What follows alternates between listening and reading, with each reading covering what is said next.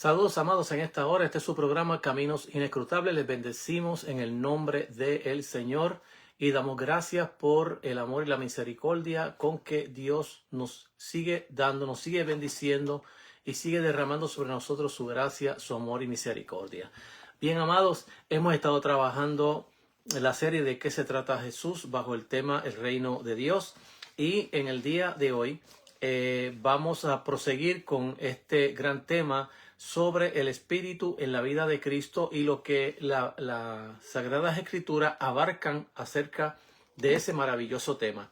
Así que es importante conocerlo. Para poder conocerlo hay que conocer la vida y ministerio de Jesús, de qué se trata Jesús y para qué vino. Así que de eso es lo que se trata en el día de hoy y lo que hemos llevado ya esta serie para poder explicar, poder enseñar de qué se trata Jesús y para qué vino. Su mensaje en todo su ministerio o su corta carrera fue sobre el reino de Dios. Para eso trabajó ante la inminencia del reino de Dios.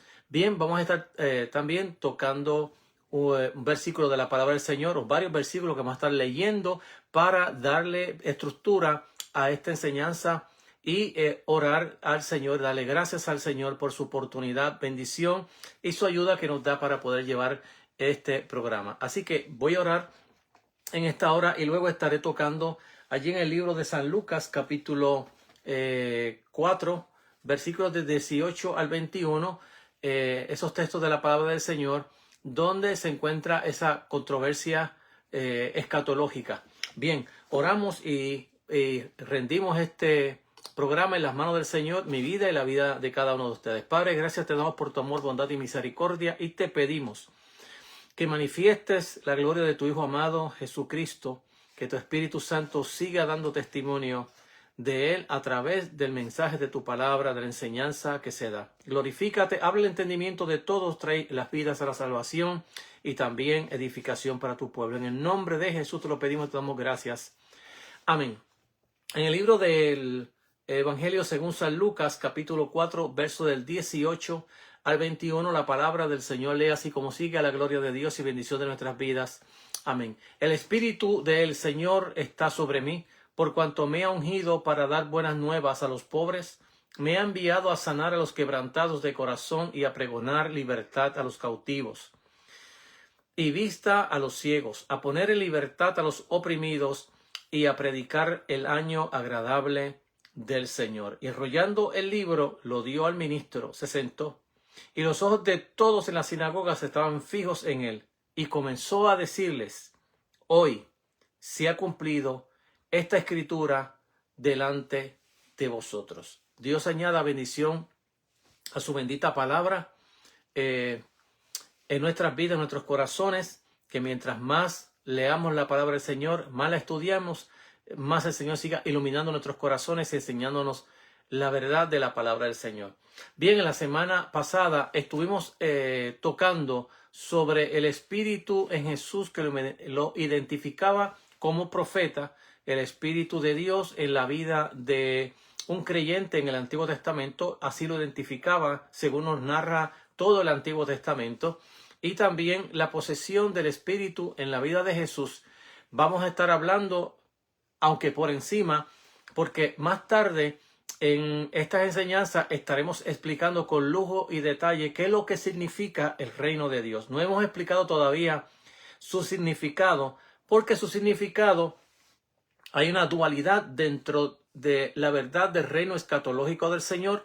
Y como no es una definición que uno da en el diccionario de leer varias palabritas, es decir, esto es lo que significa, queremos explicarlo con lujo y detalle, qué es esa dualidad y cómo Jesús, de una manera, por así decirlo, ambigua, estuvo hablando acerca del reino de Dios.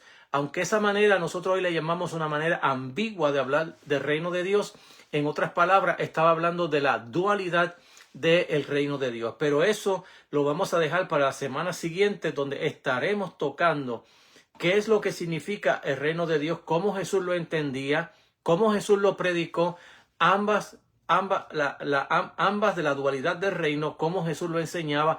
Estaremos dando en detalles cada una de estas cosas, pero también estaremos volviendo al tema del Espíritu en la vida de Jesús, porque es importante. Es por ende que hoy estaré solamente tocando por encima de las varias facetas que tiene el Espíritu en la vida de Jesús. De hecho, en el escrito que dejo siempre de comentario en el tema, explico sobre la importancia del Espíritu de Dios en lo que son la división de edades. En el principio, cuando comenzamos a hablar de este tema, en el primer y segundo video, estuvimos explicando acerca de cómo nace el tema de las edades. Es decir, habíamos hablado de tres conceptos que van a aparecer en el Antiguo Testamento. Uno, habíamos hablado acerca del día de Yahvé, el día del Señor, que habíamos hablado sobre él como que sería un día de juicio, no solamente para los enemigos del pueblo de Israel, sino también para el propio Israel por sus propios pecados, su propia idolatría. Pero también había una dualidad dentro del día del Señor, que ese día también sería el día de salvación. El mismo concepto que va corriendo en el Antiguo Testamento va corriendo también dentro del Nuevo Testamento. También habíamos hablado que más tarde en la apocalíptica judía va a salir el concepto de la edad presente y la edad venidera. En el día de hoy voy a estar hablando del espíritu que hace la división de las edades, exactamente el espíritu de Dios en la vida de Jesús, cómo este espíritu hace división y señala que la edad presente, cómo estamos en la edad presente y en la edad presente y cómo estamos en el mismo momento dentro de la edad venidera. Entonces, esto es importante porque el espíritu es el que hace exactamente esa división. Y ya habíamos hablado del otro concepto que es el concepto del reino de Dios, que tiene que ver directamente también con los poderes de Satanás, que habíamos hablado cómo Satanás tenía cautivo a las personas oprimidas y poseídas y las enfermedades. De tal manera que lo que Jesús viene a hacer exactamente es romper con ese poder por el Espíritu de Dios, el poder de Satanás, el poder de los demonios, el poder de la opresión sobre las vidas, los corazones, las posesiones, los exorcismos que Jesús practica. Todo está hablando exactamente de la necesidad de ese reino de Dios y cómo Dios está reinando y cómo le está destruyendo el reino a Satanás. Estas son las enseñanzas que encontramos en el Nuevo Testamento.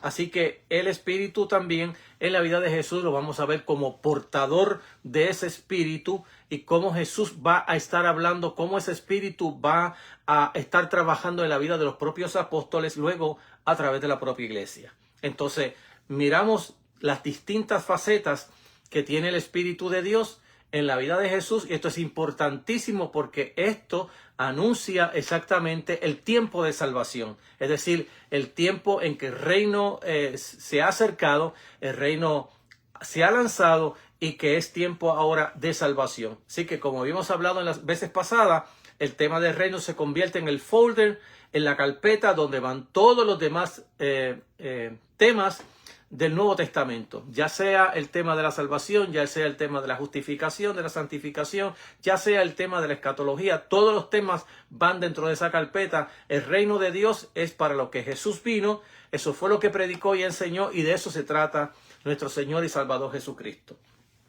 Entonces, estuvimos hablando sobre el Espíritu en la vida de Jesús y estábamos hablando también cómo Jesús le atribuye al Espíritu de Dios el poder de expulsar demonios. Eso está en el capítulo 12, verso 28 del libro de San Mateo, donde Jesús dice, pero si yo por el Espíritu de Dios, en la versión de Lucas dice por el dedo de Dios. Recuérdese que Jesús habla en imágenes.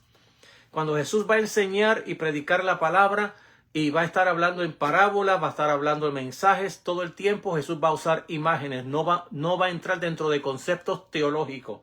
Pablo es el siguiente y más grande escritor del Nuevo Testamento. Pablo va a estar hablando ya los conceptos teológicamente. Él va a estar explicando teológicamente qué es lo que esto significa. Pero Jesús no entra dentro de esos detalles. Jesús entra dentro de lo que son las imágenes. De esa manera es la que Jesús predica. Cuando va a hablar del Espíritu, va a hablar del agua que cae, del río que corre en nuestro vientre, y así sucesivamente va a estar hablando en imágenes de todas las cosas, de todas las doctrinas que hoy tenemos en el Nuevo Testamento. Jesús les va a estar hablando en la forma de imágenes. Así que, por un lado, habla de la actividad de Dios por el Espíritu en la vida de Jesús. Allá se le va a hablar por el dedo de Dios, es decir, esa parte donde Dios activa su poder para romper con los poderes de Satanás, porque como ya habíamos hablado en el segundo video que nosotros estuvimos enseñando sobre lo que significaba esta era presente en la cual Satanás tenía agobiado, oprimido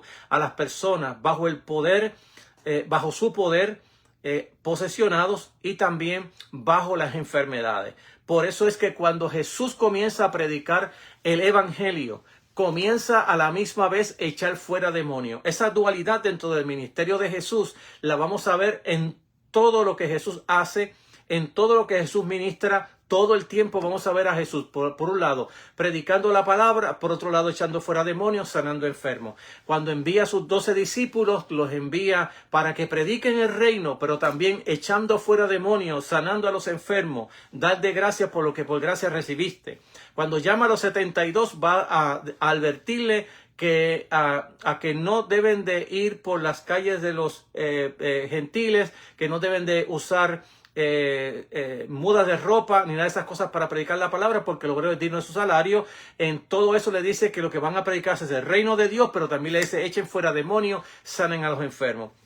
Así que vamos a ver en toda la actividad de Jesús que el tener el Espíritu, el poder del Espíritu ministrando, en ningún momento en las Sagradas Escrituras esto se convierte en una actividad como en el día de hoy, donde evangelistas y pastores piensan que ellos, porque Dios los usa echando fuera demonios, sanando enfermos, tienen más poder que otras personas en la iglesia. Eso es una falacia, es una mentira, es un engaño de los predicadores. El Espíritu de Dios no está, de hecho, para que la gente haga competencia de ministerio.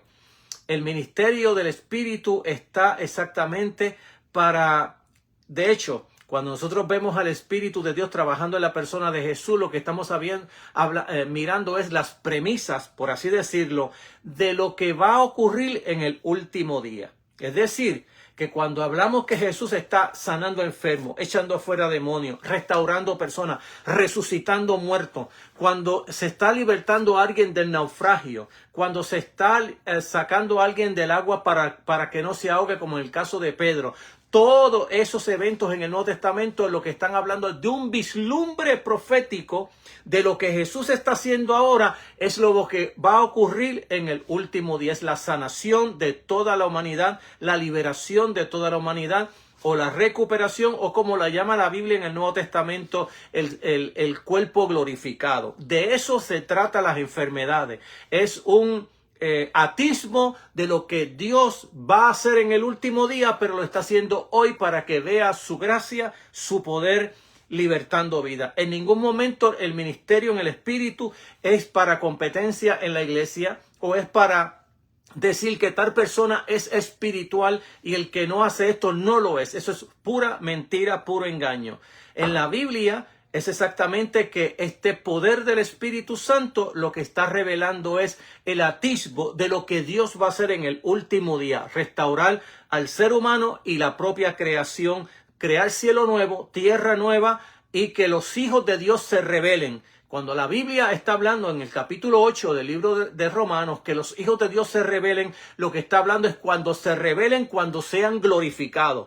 Cuando sean glorificados, entonces toda enfermedad, no habrá dolor, no habrá sufrimiento, no habrá llanto, no habrá dolor. De eso es lo que se trata el Evangelio, y de hecho de eso es lo que se trata las sanidades, las liberaciones del Espíritu Santo a través de la vida de Jesús. Es por ende que leemos también en Lucas lo mismo. En Lucas 11:20 nos dice que por el dedo de Dios echo fuera los demonios. Eso significa que ya el reino de Dios ya ha venido a vosotros. Es decir, que la presencia del Espíritu en Jesús lo que está revelando es que ya el reino está activado, ya está trabajando en favor de las vidas, y por eso es que hay salvación, por eso es que hay sanidad.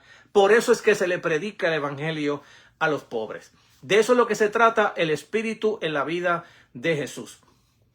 Conforme al libro de Lucas, capítulo 4, versos 18 al 21, como también Marcos, capítulo 11, verso 5, donde la Biblia dice, los ciegos ven, los cojos andan, los leprosos son limpiados, los sordos oyen y los muertos son resucitados, y a los pobres les es anunciado el Evangelio. También lo recalca el libro de Lucas, capítulo 7, verso 22, donde las Sagradas Escrituras dice, y respondió Jesús y les dijo, id y haced saber a Juan lo que habéis visto y oído, los ciegos ven, los cojos andan, los leprosos son limpiados, los sordos oyen y los muertos son resucitados, y a los pobres les es anunciado el Evangelio.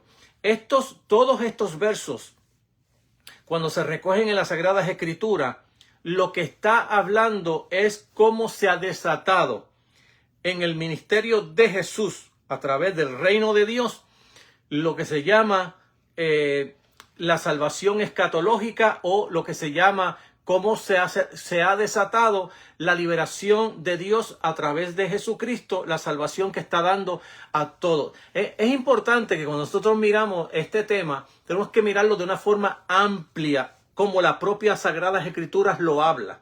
Porque cuando los enfermos pedían a Jesús, cuando tenían ellos alguna enfermedad, no decían, Jesús, sáname. Lo que decía es, Jesús, salva a mi hija que está atormentada por un demonio. Señor, salva a mi siervo que está moribundo, casi por morir. La palabra que se usa en el Nuevo Testamento es salvar. Y es la palabra exactamente cómo se entendía, o cómo los judíos del segundo templo estaban mirando las obras de Jesús. No las miraban meramente como las reducimos hoy en sanidad. No, Él me sanó, Él no me salvó, Él me sanó. No. En la Biblia la palabra que se usa es sanidad. Lea la Biblia y va a encontrar que cada uno de estos eventos lo que se pide es, Señor, salva a mi hija. Señor, salva a mi hija que está atormentada por un demonio. La palabra es salvación. ¿Por qué? Porque la palabra salvación significa liberación. ¿De qué me está liberando el Señor? Pues me está liberando del poder de la muerte. ¿Cómo? Sacando el demonio de mi hija. Sanándome de una enfermedad, me está libertando del poder de la muerte, como un atisbo a lo que vendrá en el escatón, en el último día, cuando se revelen los hijos de Dios. Este es el mover que hay dentro del Nuevo Testamento, de los Evangelios, acerca de la vida de Jesús. ¿Qué está haciendo Él? Él está salvando vida. Inclusive cuando cada uno de los evangelistas está narrando, cada uno, la Biblia dice, y enseguida la persona fue sana, o enseguida se levantó de entre los muertos. Es decir, que esta salvación que Jesús está dando es un atisbo de lo que va a ocurrir en el último día. Porque aunque Dios nos sane hoy, mañana, algún día nos moriremos, porque, como hemos dicho por ahí, o vulgarmente decimos, no nacimos para piedra. Bueno, la realidad es que la Biblia, aunque está hablando del tiempo de salvación y el tiempo del reino de Dios, quien abrió las puertas de la muerte fue nuestro Señor Jesucristo. Y Él fue las primicias de los que durmieron. Tenemos que ver cómo los textos de la palabra del Señor están hablando acerca de estas cosas. Están hablando que Jesús fue el primero que se levantó de entre los muertos. Y lo está usando en forma de esa metáfora de la cosecha que se daba en el tiempo de las cosechas de Israel, donde la primera cosecha se llamaba las primicias. Es decir, que la primicia era el primer fruto que se daba, pero luego de ese fruto venía la cosecha mayor. Pues lo que la Biblia habla acerca de la resurrección de Jesucristo de entre los muertos, está hablando de que Él fue el primero de esa cosecha, pero que luego de eso viene todo el pueblo de Dios que está esperando en Él. Como María y Marta le dijeron a Jesús, cuando Jesús le dijo, tu hermano resucitará, ellas dijeron, sí, Él resucitará en el día postrero. El día de la cosecha es el día postrero, es el día en que se revelarán los hijos de Dios. Bien, Mirando al final, Jesús refirió y se aplicó a sí mismo la profecía del Espíritu de que nos habla Isaías capítulo 61, versos 1 y 2, que de hecho está tomado del libro de Lucas capítulo 4, verso 18, que fue el que leímos al principio de esta enseñanza, y es el que voy a estar elaborando ya mismito para explicar cómo Jesús está entendiendo ese versículo y cómo le está diciendo a Nazaret, donde él se crió, que ellos en ese momento estaban viendo y oyendo que ese texto de la palabra del Señor se ha cumplido en la vida de ellos. Recuérdense que este texto fue el mismo que Jesús usó para hablar a los discípulos de Juan que vinieron a preguntar: ¿eres tú el que has de venir o esperamos en otro? Habíamos explicado en la semana pasada que cuando Juan estaba preguntando, ¿eres tú el que has de venir?, no estaba hablando de que él se le estaba acabando la fe en la cárcel. Está hablando acerca de que su expectativa acerca del reino de Dios, como él la tenía aquí pensada en la cabeza, no se estaba dando. Juan pensaba que venía el momento del juicio de Dios. Recuérdese que he hablado desde el principio que los dos profetas últimos, es decir, el profeta Juan el Bautista y Jesús, aunque casi estaban simultáneos hablando, claro está que Jesús esperó que el ministerio del Bautista terminara, y terminó en la cárcel, más tarde termina decapitado. Pero terminó en la cárcel ya impotente para seguir predicando el evangelio, el reino de Dios y el bautismo de penitencia para entrar en ese reino, y que el mensaje de los dos era totalmente distinto. El mensaje de Juan era de juicio. El hacha está puesta a la raíz de todo árbol que no dé buen fruto será cortado, echado al fuego. No hace más que Juan estar en la cárcel, que Jesús sale predicando. El texto que habíamos tomado como texto tema para todo este estudio de la palabra del Señor fue en Marcos capítulo 1, versos 14 y 15, que cuando Jesús supo que Juan estaba preso, salió predicando, anunciando que había buena noticia, que el tiempo se había cumplido, que el reino de Dios estaba cercano y que se tenían que arrepentir y creer en el evangelio. Así que lo que Jesús sale predicando es buenas noticias. Fíjese que la diferencia que hay entre uno y el otro decía que había que hacer penitencia porque el hacha estaba puesta a la raíz de todo árbol, y el otro decía buenas noticias. Buenas noticias, el otro está predicando juicio, el otro está diciendo buenas noticias porque llegó el tiempo de salvación, llegó el tiempo que el reino de Dios se revelara, que la soberanía de Dios para con los hombres se revelara en el reino de Dios, y que este reino iba a traer a los hombres salvación, liberación, y es lo que Jesús va a hacer continuamente, sanando enfermos, echando fuera demonios, libertando cautivos. Es lo que hace Jesús. Cuando Juan le pide evidencia si es él o no, él va a usar exactamente este libro de Isaías capítulo 61, versos 1 y 2.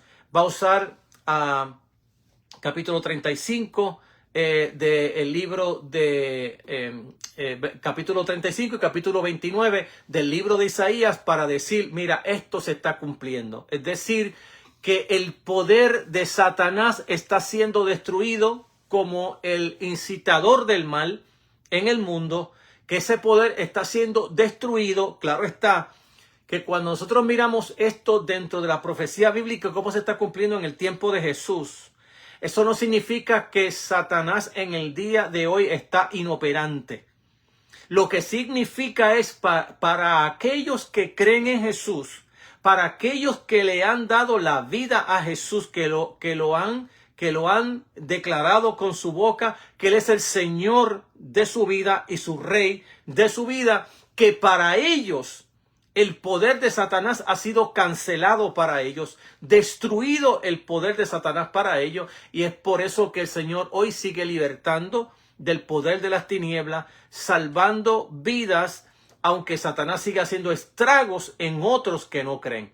Entonces, hay una realidad que cuando viene el reino de Dios, el reino de Satanás, lo que llamamos el principio de la derrota, por eso es que le llamamos siempre el principio de la derrota de Satanás. porque ya ha sido derrotado. Fue derrotado cuando Jesús lo venció en la tentación. Fue derrotado en todo el ministerio de Jesús cuando él siguió sanando enfermos. Era una derrota a Satanás. Cuando libertaba, operaba exorcismo, estaba siendo Satanás destruido. Y Jesús por último lo derrota en la cruz y en la resurrección. Entonces, todo esto es lo que nos está hablando la Biblia, como ya el poder de Satanás ha sido destruido. Eso no significa que Satanás siga haciendo estrago en aquellos que no conocen al Señor, en aquellos que se entregan al poder de las tinieblas. Él sigue operando en aquellos, pero no puede tocar a estos. Entonces, de eso es lo que se trata el Evangelio. Se trata de creer en el Evangelio. Es por ende que la buena noticia que Jesús anuncia, que el tiempo se ha cumplido, es decir, el tiempo de la larga espera de Israel, de que el reino de Dios llegara, ya estaba cumplido, ya había llegado, el reino de Dios se había acercado y que tenían que creer en esta verdad. Entonces, para aquellos que se lanzaban a creer, entraban en el reino. Es por ende que vamos a encontrar pasajes en la Biblia como en Juan 3:16, donde Jesús dice, porque de tal manera amó Dios al mundo, ¿verdad? Y donde allí en ese capítulo 3 de el libro de San Juan, él está hablando con Nicodemo y le está hablando que el que no naciere de agua y del Espíritu no puede entrar en el reino de Dios. Cuando nosotros pensamos que el reino de Dios es irnos para el cielo, es una equivocación de categorías dentro de la Biblia, porque en la Biblia el reino de Dios nunca se presenta como que está en el cielo. Claro está que cuando Mateo dice el reino de los cielos, cuando Lucas dice el reino de Dios, están hablando de lo mismo. Aquel que está en el cielo es el que reina acá abajo en la tierra. Y a eso se nos mandó orar. La Biblia no dice que nosotros vamos para el reino de Dios, sino que cuando oramos, dice la Escritura, cuando oréis, orad de esta manera: Padre nuestro que estás en los cielos, santificado sea tu nombre, venga a nosotros tu reino, tu voluntad se haga en la tierra como se hace en el cielo. Es decir, que de ahí en adelante nosotros estamos pidiendo que el reino de Dios venga a la tierra, no es que nosotros vayamos para el cielo. Eso es lo que la Biblia nos enseña a orar. Nunca en la Biblia dice que cuando oramos para nosotros irnos para el cielo. No, es para que el cielo venga a la tierra. De eso se trata el reino de Dios, no de un lugar espacial, de un lugar terrenal. Se habla de que el reino de Dios venga a nosotros, ese reinado de Dios entre los hijos de los hombres. Entonces, miramos allí en las Escrituras, a esto se le va a añadir, de hecho, las palabras que presumen la comunicación de la posesión del Espíritu a los discípulos. Acuérdense que estamos hablando que el Espíritu está dividiendo las edades, la edad presente y la edad por venir. Y lo que está diciendo Dios por medio del Espíritu es que la edad por venir ya ha llegado a nosotros por medio del reino de Dios en la persona de nuestro Señor y Salvador Jesucristo. Entonces, fíjense que cuando Jesús señala en estas palabras que presume la comunicación de la posesión del Espíritu Santo a los discípulos, en este aspecto hay que mencionar pasajes, por ejemplo, en Marcos capítulo 6, verso 7, donde dice: después llamó a los 12 y comenzó a enviarlos de 2 en 2 y les dio autoridad sobre los espíritus inmundos. Ahí estamos viendo cómo Jesús no solamente él tiene el Espíritu está reposando sobre él, sino que ahora también lo comunica a sus discípulos para que ellos vayan en el poder también del Espíritu para echar fuera demonios, para sanar enfermos. De gracia recibisteis, dad de gracia. Por eso que en Mateo capítulo 10, verso 8 dice la Escritura: sanad enfermos, limpiad leprosos, resucitad muertos, echad fuera demonios. De gracia recibisteis, dad de gracia. Es decir, que está hablando allí de la comunicación del Espíritu de Dios a los apóstoles para que ellos vayan también en el poder del Espíritu para operar la evidencia de que el reino de los cielos, es decir, la palabra predicada, vayan a predicar esto nada más. El reino de los cielos se ha acercado y ahora cómo yo lo voy a hacerlo patente, vigente, regente a los que me están escuchando, pues echando fuera demonios. Yo echo fuera demonios, sano enfermo y de esa manera lo predico que el reino de los cielos se ha acercado, pero por medio del acto de sanación y liberación, la gente está viendo que el reino de Dios ya ha llegado a ellos. Marcos capítulo 13, verso 11, nos dice la escritura, pero cuando os entregaren trajeren para entregaros ante los magistrados, no os procuréis por lo que habéis de decir, ni lo penséis, sino que os fuere dado aquella hora, eso hablad, porque no sois vosotros el que habláis, sino el Espíritu Santo. Es decir, que Jesús está hablando de que Él no solamente les estaba dando el poder en el Espíritu de Dios para que echaran fuera demonios, pero llegaría un tiempo después de la resurrección donde el Espíritu les será dado a ellos y que cuando ellos fueren a los magistrados, que no se preocuparan por lo que iban a hablar, porque el Espíritu en ese mismo momento le iba a dar palabra de autoridad para hablarle a los que los están entrevistando.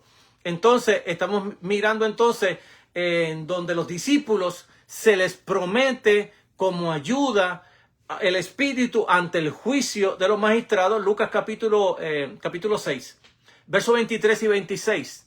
Gozaos en aquel día y alegraos, porque aquí vuestro galardón es grande en los cielos, porque así hacían sus padres con los profetas. Mas hay de vosotros, ricos, porque ya estáis consolados. Hay de vosotros, los que ahora estáis saciados, porque tendréis hambre. Hay de vosotros, los que reís, porque lamentaréis y lloráis. Hay de vosotros, porque todos los hombres hablan bien de vosotros, porque así hacían sus padres con los falsos profetas. Entonces, dentro de estas escrituras, nos están hablando a nosotros cómo el Espíritu Santo iba a operar en la vida de los apóstoles el fruto del Espíritu. Es decir, en medio del sufrimiento, gozo y alegría, porque vuestro galardón es grande en los cielos. Cuando la Biblia está hablando que vuestro galardón es grande en los cielos, tampoco el texto está diciendo que vamos a ir al cielo a recibir galardón. El texto lo que está diciendo es que en ese lugar, el cielo de Dios, es donde están preservadas aquellas cosas en las cuales se nos darán a nosotros en el reino cuando venga el reino de Dios a nosotros. Entonces, Mateo capítulo 5, verso 12. Gozaos y alegraos, porque vuestro galardón es grande en los cielos, porque así persiguieron a los profetas que fueron antes de vosotros. Es decir, que allí estamos viendo cómo el enemigo de las almas, Satanás, está usando a los enemigos de Dios, es decir, a los humanos que han rechazado creer en el reino de Dios, han rechazado someterse al reino de Dios. Recuérdese que cuando Jesús nos llama a someternos a su reino, los textos para eso están allí en Mateo capítulo 11, donde Él habla que su yugo es fácil y ligera la carga. Venid a mí los que estéis trabajados y cargados, porque yo os haré descansar.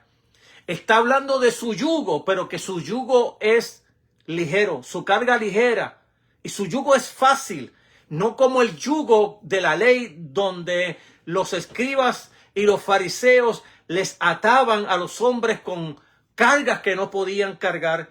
Y Jesús dice, sí, el yugo mío también es un yugo, pero es un yugo fácil y es ligera mi carga. Entonces, todos estos pasajes nos invitan a saber que Jesús, desde su vocación, con ocasión de su bautismo, reclamó para sí autoridad profética. Es decir, que desde el bautismo es que vamos a ver a Jesús lleno del Espíritu Santo. Y todo esta es la evidencia que tenemos en las Sagradas Escrituras. Cuando usted lee cualquier sea los evangelios, Mateo, Marcos y Lucas, lo que se va a encontrar en estos evangelios es exactamente que desde que Jesús es lleno del Espíritu Santo en el bautismo, Jesús es lleno del Espíritu Santo y el propio Espíritu lo lleva a la batalla contra Satanás en el desierto. Una vez lo vence, sale de ese desierto lleno del Espíritu Santo para predicarle a las multitudes. Y lo que vamos a ver en todo el ministerio de Jesús es como él, Jesús, bajo el poder del Espíritu Santo, está haciendo toda la obra de Dios, está predicando el reino de Dios, lo está predicando en palabra, pero lo está señalando en obras. Es decir, que las obras lo que hace es evidenciar que lo que él dice en palabra es eso que ha llegado. El reino de Dios ha llegado a vosotros. Hecho fuera demonio, porque el Espíritu está sobre mí, y como el Espíritu está sobre mí, ya ha llegado el reino de Dios. Todas estas son las evidencias que encontramos en la Sagrada Escritura. De hecho, hay mucho más evidencia. Más tarde, en los enseñanzas que vienen, le daré las otras enseñanzas de evidencias que hay en los evangelios que testifican que el reino de Dios ya está presente en nuestras vidas. Claro está, estaremos tocando eso en ese momento, porque es mucho de lo que voy a hablar y lo quiero hablar despacito, tranquilo, y lo quiero hablar con lujo y detalle para que vayamos aprendiendo todo lo que la Biblia habla acerca de esta verdad. Es importante también saber que no son numerosos los pasajes que hablan del Espíritu, ya le había dicho en la vez pasada, en los evangelios. Por el hecho de que como Jesús hablaba en imágenes, no usaba la palabra Espíritu todo el tiempo. Entonces esto es importante porque si el Espíritu se está moviendo en la vida de Jesús, si el Espíritu está operando en Jesús, pero está operando también a través de los apóstoles, como también de los 72 personas que Jesús tomó para ir también a predicar la palabra de Dios. Pero Jesús te está hablando en imágenes, así que va a usar todo el tiempo imágenes para hablar acerca de el Espíritu en la vida de Jesús, en el momento de gracia, en el momento, y como le dije, el Espíritu. Una de las grandes señales que tiene el Espíritu en la vida de Jesús es exactamente de que en la vida de Jesús el Espíritu Santo, el Espíritu de Dios, lo que está haciendo es haciendo la división de edades, la edad presente y la edad venidera. Así que dentro de esta edad presente y la edad venidera vamos a encontrar como ya dije al principio, la derrota de Satanás por medio del Espíritu de Dios. Más tarde Jesús va a usar en forma parabólica, va a usar una parábola diciendo cuando un hombre fuerte, armado y tiene sus posesiones, está tranquilo hasta que viene uno más fuerte que él, entra a su casa, lo ata, le quita sus bienes, le quita las armas en que él confiaba y deja libre a las personas. Lo que Jesús está haciendo con esa parábola no es otra cosa que diciendo que Jesús es el hombre fuerte de Dios. El hombre que es más fuerte que Satanás. Satanás es el hombre fuerte. Y Jesús es el hombre más fuerte de Dios. Y que Él es el que va a atar a Satanás. Y cuando habla de atar a Satanás, claro está, esto es una metáfora. Y cuando habla de esa metáfora es como Jesús le está quitando las víctimas a Satanás, echándole fuera a los demonios, sanando a los oprimidos por el diablo, porque Dios está con él, como lo habla el apóstol Pedro en el capítulo 10, por allá por los versos 40 y pico, el verso 10 de los Hechos, está hablando, narrando Lucas, cómo Pedro le está predicando a Nicodemo y a sus invitados de cómo Dios ungió a Jesús con el poder del Espíritu Santo, en el cual anduvo haciendo bienes y sanando a todos los oprimidos por el diablo, porque Dios estaba con él. Y es lo mismo que vamos a encontrar nosotros exactamente en la controversia escatológica que vamos a encontrar nosotros en el Evangelio según San Lucas capítulo 4 verso 18. Ya mismo vamos para ahí. Entonces es importante saber en esto, lo que estaba hablando de las imágenes, en el capítulo 7, verso 37 del libro de Juan, donde en el gran último día, está la fiesta de los tabernáculos que se celebraba en Israel, en el último y gran día de la fiesta, Jesús se puso en pie y alza la voz diciendo: si alguno tiene sed, venga a mí y beba. El que cree en mí, como dice la Escritura, en el verso 39, ríos de agua viva correrán por todo su ser. Entre paréntesis, el texto dice: y esto hablaba del Espíritu que había de venir, porque todavía Jesús no había sido glorificado. En otras palabras, que el Espíritu de Dios estaba en Jesús, pero el Espíritu Santo no había venido, porque Jesús tenía que ser glorificado primero, y eso ocurre luego en el día de Pentecostés, cuando el Espíritu Santo viene sobre la iglesia y el cuerpo de Cristo, la iglesia, se convierte en el pueblo del Espíritu. Es importante que cuando nosotros miramos, por ejemplo, la primera epístola de Pablo a los Corintios, en el capítulo 2 y capítulo 3, lo que usted va a encontrar allí en esos dos capítulos, exactamente que Pablo define al pueblo de Dios como el pueblo del Espíritu. Lo mismo lo define en Romanos capítulo 8 cuando dice: si alguno no tiene el Espíritu de Cristo, no es de él.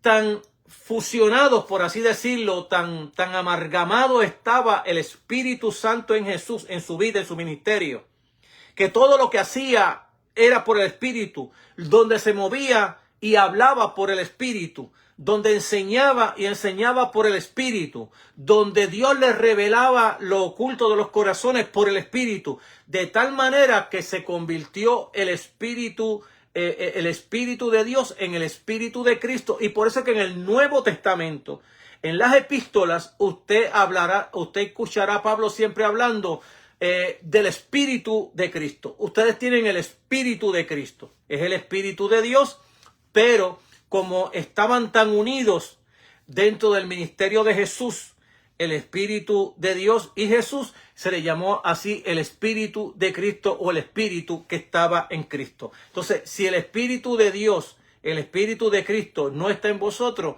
no sois de él.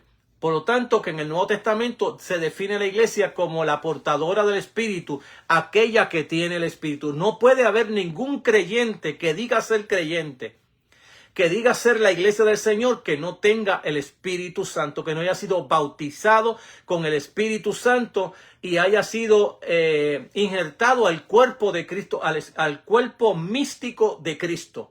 Eso es lo que define al pueblo de Dios. Es el pueblo del Espíritu. Así lo define Pablo en esa primera carta a los Corintios, capítulo 2 y capítulo 3, donde él habla acerca del Espíritu que hay en la iglesia, o el Espíritu que identifica la iglesia.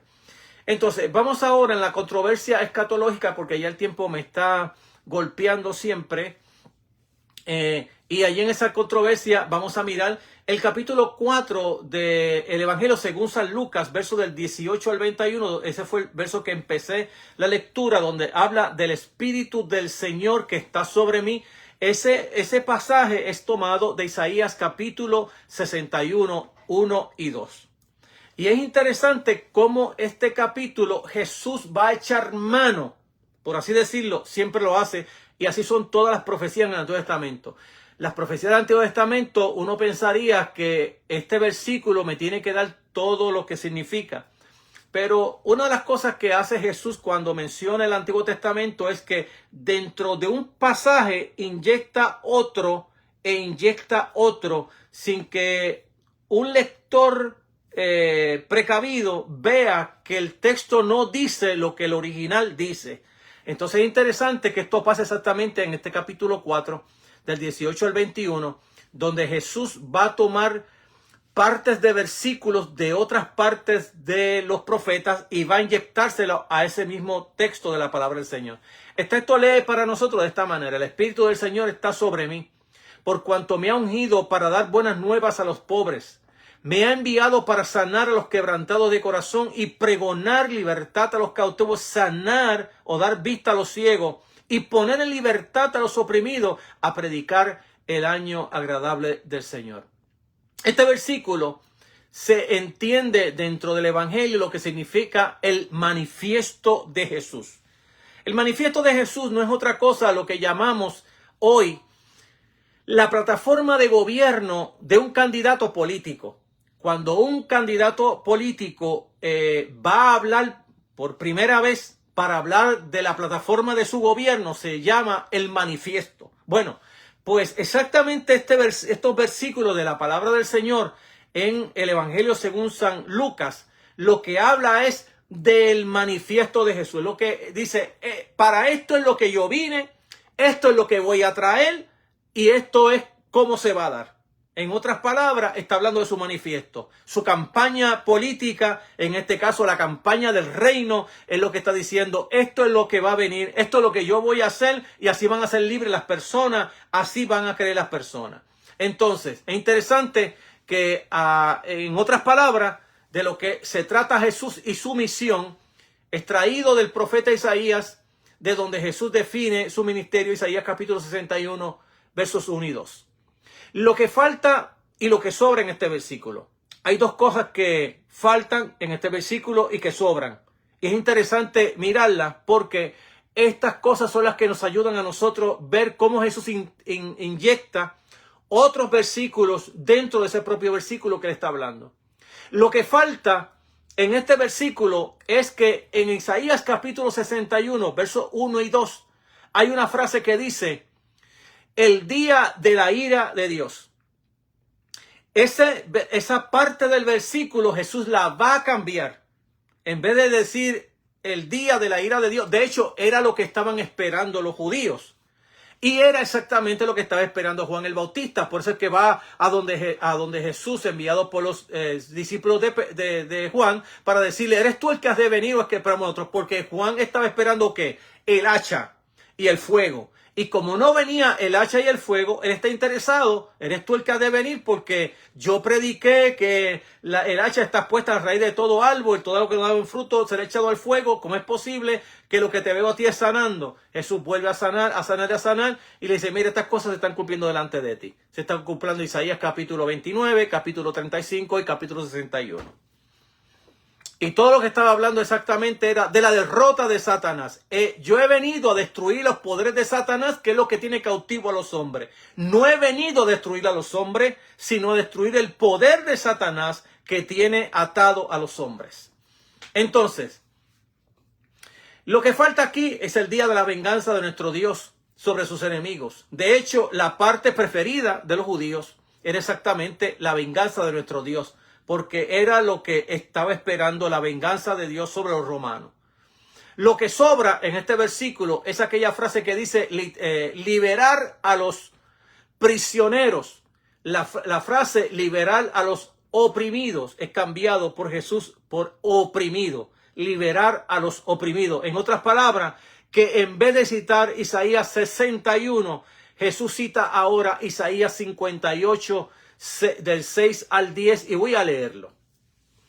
Este versículo dice, ¿no es más bien el ayuno que yo escogí desatar las ligaduras de impiedad, soltar las cargas de la opresión y dejar libre a los quebrantados y que rompáis todo yugo? ¿No es que partas tu pan con los hambrientos y a los pobres errantes albergues en casa? Que cuando veas al desnudo lo cubras y no te escondas de tu hermano. Entonces nacerá tu luz como el alba, y tu salvación se dejará ver pronto, e irá tu justicia delante de ti, la gloria de Jehová será tu retaguardia. Entonces invocarás, y te oirá el Señor, clamarás, y te dirá él, heme aquí. Si quitares de en medio de ti el yugo, el dedo amenazador, y hablar vanidad. Si dieras pan al hambriento y saciares el alma afligida, en las tinieblas nacerá tu luz y tu oscuridad será como la del mediodía. Entonces, fíjense que esa frase es cambiada cuando dice liberar a los prisioneros por liberar a los oprimidos. Y esta cita contra la fe es una cita en contra de la fe abstracta, de una fe impotente, fracasada, que no produce nada conforme a la fe que se predica. Es decir, que lo que Jesús estaba hablando allí es que iba a haber un cambio radical en la vida de las personas, de tal manera que lo que se predique es lo que se hace en la vida del creyente.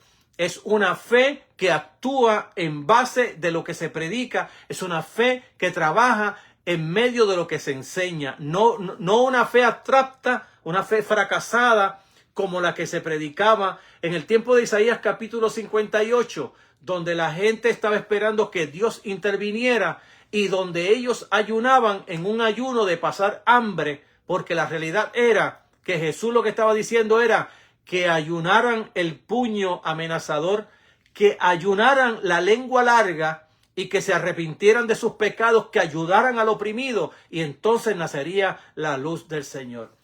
Fíjese que el verbo literal que se usa allí, aféresis, en el griego, desatar algo, quitar un peso. Esta palabra la podemos traducir en español como liberar y perdonar. Que lo que Jesús estaba haciendo era que a través de su ministerio iba a haber liberación para el oprimido, iba a haber perdón e iba a haber restauración. De hecho, de eso es lo que se trataba, o de eso es lo que se trata el evangelio de nuestro Señor y Salvador Jesucristo. De eso es lo que estaba hablando, que estas cosas se estaban cumpliendo. De hecho, así termina la cita allí que Jesús hace cuando termina de leer el rollo y se lo entrega al ministro. Esto se ha cumplido delante de vuestros ojos. Ustedes son testigos hoy, le está diciendo Jesús a los de Nazaret, donde él se había criado, que la palabra de Isaías, capítulo 61, versos 1 y 2, se estaba cumpliendo delante de sus ojos, y era exactamente la palabra de la gran controversia de cómo Jesús había venido para destruir los poderes de Satanás que tenían a la gente ciega, sordo, mudo, y de apregonarle a los pobres el evangelio. Y ya hemos dicho que la palabra pobre en los evangelios no solamente está hablando de las personas que no tienen posesión, sino que pobres allí en los evangelios, cuando miramos todas las citas que hay acerca de ello, pobre está hablando de aquellas personas ciegas, paralíticos, enfermos, endemoniados. Está hablando de aquellas personas que eran los cambistas, que eran los pastores de ovejas. Todos ellos estaban dentro del club de pobres, incluyendo a los cobradores de aduana, que también estaban dentro, como Zaqueo, que estaban dentro de la agrupación de la gente más desgraciada de Israel, llamados pobres por el Señor. Pero para ellos los epítetos que tenían acerca de ellos eran que eran las personas más desgraciadas, más pecadoras, que no tenían entrada ni derecho al reino de Dios. De hecho, cuando nosotros miramos exactamente las citas que encontramos acerca del reino escatológico de Dios, es que ese reino vendría de una forma al revés. Es decir, que los que estaban abajo estarían arriba, que los últimos serían primero, y que el evangelio sería anunciado a los pobres. Por eso es que en las escrituras, cuando miramos todas estas categorías que estamos mirando en los evangelios, lo que estamos viendo es exactamente cómo Jesús ha venido a restaurar a aquellas personas que no tenían restauración, que no tenían ninguna escapatoria dentro de la nación de Israel, dentro de las categorías de pecadores en Israel. Entonces, en resumen, la presencia del Espíritu es señal de que ha amanecido el tiempo de salvación. Que por un lado el Espíritu marca o ha marcado el tiempo de las edades, la edad presente y la edad por venir. Por otro lado, el retorno significa el fin del juicio de Dios a la nación de Israel y el comienzo del tiempo de gracia. Es importante que el Espíritu de Dios se había ido de Israel cuando Israel estaba en idolatría. Y como juicio se había ido el Espíritu de Dios del pueblo de Israel. El regreso del Espíritu lo que está hablando es que ha llegado el final del juicio a la nación de Israel y ha amanecido el tiempo de gracia. De hecho, cuando miramos casi todas las parábolas en el Nuevo Testamento, lo que estamos viendo dentro de ella es el tiempo de gracia. El tiempo no me da para explicarla, pero más tarde estaré explicando cómo la gracia ha venido por medio de la prédica del Evangelio. ¿Cuál es la prédica del Evangelio? Que Dios se ha convertido en Rey, que Jesús, ese es el Señor. Entonces, cuando hablamos del Evangelio, cuando hablamos de la prédica del Evangelio, estamos diciendo que el tiempo se ha cumplido, que el tiempo de la larga espera de Dios convertirse en Rey se ha cumplido, que el reino ha venido, que Dios se ha convertido en Rey y que Jesús es el Señor. Esas fueron las palabras exactamente que Jesús usó en la resurrección, cuando se levanta entre los muertos y están sus discípulos allí. Le dice: toda autoridad me ha sido dada en los cielos y en la tierra. Por tanto, id y predicad el Evangelio a toda criatura. El Evangelio es que Dios se ha convertido en Rey, que Jesús es el Señor y que todo aquel que confesare a Jesús como Señor será salvo. Eso es lo que la palabra del Señor nos manda a predicar. Que Dios ya se ha convertido en Rey y que Él reina. Y Él reina sobre todos aquellos que le aman, que le sirven y que se han entregado a Él. Pero también Él sigue siendo el Señor de toda la creación, pese a que hay un pueblo rebelde que no lo quiere recibir, que no lo quiere aceptar. Cuando Él venga, se acabará todas estas cosas contrarias, y Él reinará para siempre en este mundo. Él cambiará este mundo en un cielo nuevo, en una tierra nueva, y los hijos de Dios también se revelarán nuevos, glorificados ante la presencia del Señor. Así que ese Espíritu de Dios vuelve de nuevo. El tiempo de gracia ha vuelto por causa del Espíritu que ha venido. Dios vuelve a su pueblo como portador del Espíritu. Ahora Jesús no solo está en la serie de profetas, sino que es el último y definitivo mensajero de Dios en el mundo. De hecho, Hebreos lo toma como que Dios había hablado de muchas maneras por medio de los profetas y hoy nos ha hablado en el último mensaje por su Hijo Jesús. Dios habla la última palabra. Ahora bien, donde quiera que Dios se manifiesta, lo hace de doble manera. En hechos poderosos y en palabras de autoridad. Jesús predica, pero también actúa sanando. Lucas capítulo 24, verso 19. Marcos 1, verso 27. Primera Tesalonicenses 1, 5. Ambas cosas forman un todo indisoluble en la prédica y enseñanza de la palabra del Señor. La palabra nunca se da sin acción concomitante. Y la acción nunca se da sin la palabra anunciadora. Así también ocurre en Jesús. La revelación definitiva se manifiesta de doble manera, Mateos 11:5, y en hechos poderosos y en la palabra de autoridad, Mateo 11:11, verso 12. Como dice Isaías capítulo 40, que habla de la restauración de Israel, que regocíjate Jerusalén, oh anunciadora de Sión. Manda al anunciador, en este caso a Jesús, a que predique la palabra, las buenas nuevas a Sión. Sión, tu Señor ha llegado, tu restauración ha llegado, sal del exilio. Eso es lo que la palabra del Señor habla acerca del reino de Dios en Isaías capítulo 40 al capítulo 54. Amado, hasta aquí me trajo el río, hasta aquí hemos llegado. Vamos a orar y darle gracias al Señor por esta su palabra. Señor, gracias por tu amor, bondad y misericordia. Y te pedimos que tu palabra corra con libertad en cada corazón, en cada vida, que el pueblo pueda entender la verdad de Dios, que Dios ha hecho en Jesús, su Rey y su Señor, que hay libertad en Él. Aquel que confesare a Jesús como Señor, este es el Evangelio que predicamos. Liberta a los cautivos, sana a los enfermos y bendice a todos. En Jesús nuestro Señor. Amén. Bien, amados, que Dios te bendiga 1000 veces más que a mí. y estaremos nuevamente en este programa la próxima semana, si así Dios lo permite.